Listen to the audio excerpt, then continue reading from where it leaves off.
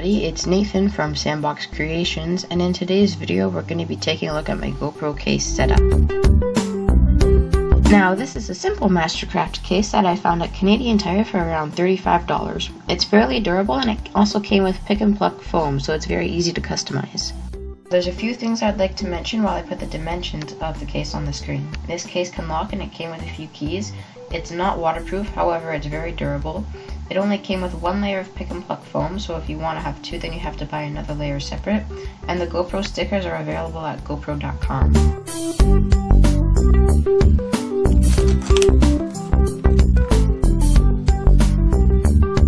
Now let's begin our tour, starting in the upper left hand corner with the thumb screws. Now I have two kinds of thumb screws, long and short, and they're what hold the GoPro to every single mount that I have. Without these, I wouldn't be able to use my GoPro. Moving down from the thumb screws, I have a sheet of stickers and a case of mounts. The sheet of stickers came with the blackout housing and are used to cover up glare coming from the little rectangle. I have two kinds of adhesive mount, the curved and the flat adhesive mount. They stick to pretty much anything, but one popular use for them is sticking them to helmets for POV shots. Now keep in mind that these mounts are not invincible and can get ripped off. This happened to me twice. Both times were while sledding.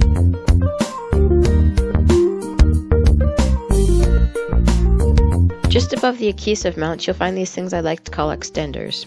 All three kinds extend the camera away from the mount, but the first two turn the camera 90 degrees. Just below there is where I keep my quick release mounts. These allow you to switch between two different mounts quickly. There are two kinds. There's the regular and the J-hook. The J-hook allows you to mount your camera on a vertical object, while the regular is just for things that are flat to the ground. Up at the top of my case, there are four cubbies where I keep my battery chargers. There are two different kinds of battery chargers for two different kinds of batteries. However, only one of each charger can fit into this USB adapter because there are only two ports. There are three more cables in that cubby at the top. These are for charging devices directly. Since my computer only has two USB ports, I can't fit two cameras and an external hard drive in all at the same time. So I put this adapter on the end so I could plug it into the USB-C port on my computer.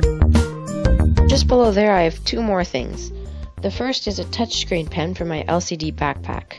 The next is the instruction manual for my smart remote, in case I ever forget how to do something. Right near there I have my backpacks.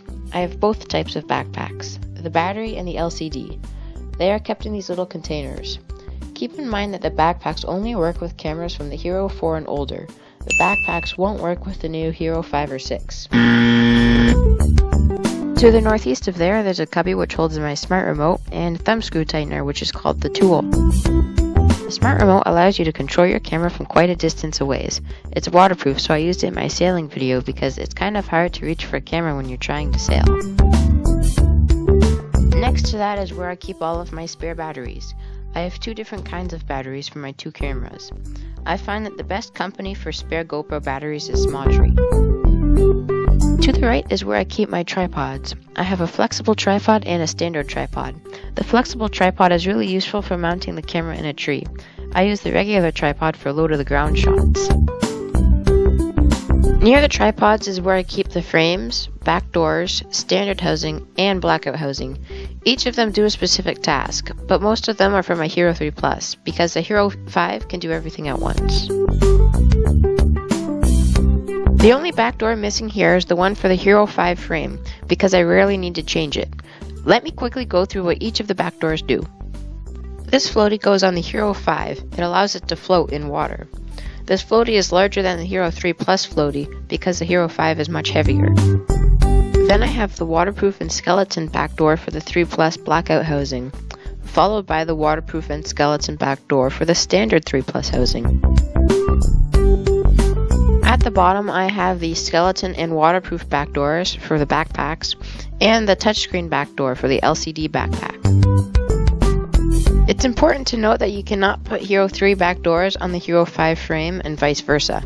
They are different sizes. Next to the housing is where I keep my tethers. There's this plastic piece which has an adhesive foam on the back, and you stick that to the helmet. And then you take a string and connect the camera to the plastic piece.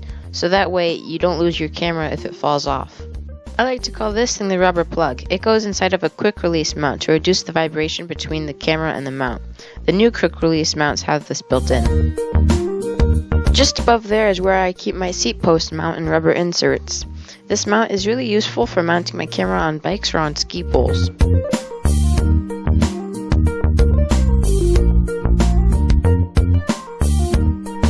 To the right is where I keep my spare SD cards. I keep them in the adapter they came with. I have a 16GB and a 32GB spare SD card. Now for cameras. I use the Hero 3 Plus Silver, and I just recently bought the Hero 5. Here are some quick statistics on both cameras.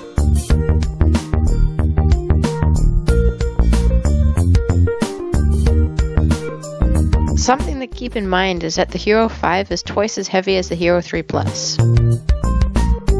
It may seem like the Hero 5 is much thicker than the Hero 3 Plus, however if you add the housing to both of them, they're around the same width. We finally finished the top layers, now let's move on to the bottom layer.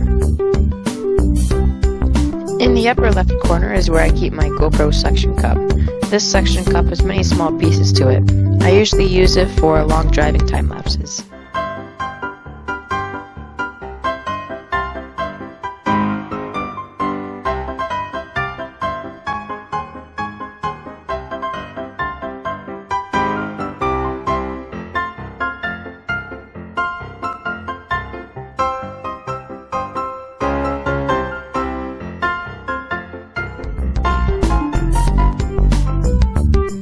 Right below that suction cup is another suction cup, except this one doesn't come apart, and because it's a heavier mount, I put a piece of a pool noodle around it.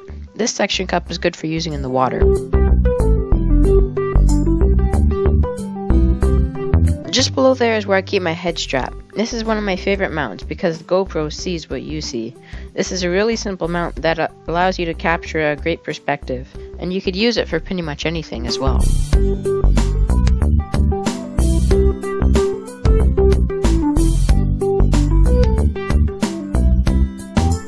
My vented helmet strap and quick clip are located to the right of there. The vented helmet strap straps on to the holes in bike helmets. This is a good way to get a POV from the top of your head on a bike without a permanent adhesive mount. The clip is a useless mount that I never use. I think it's supposed to go on backwards baseball caps, but I never use it. I'm not sure why I still carry it around. Moving to the right is where I keep my chest strap. The chest strap is similar to the head strap, however when you film you could see more. Here's a few examples.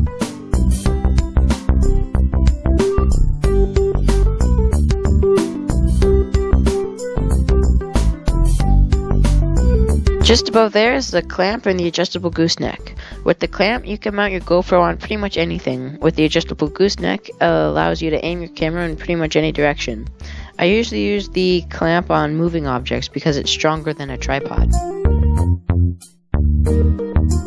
In the middle, we have the GoPro grip mount. This is a floatable grip handle. I like to use it when I could drop my GoPro because it has a wrist strap. I use it in and out of water.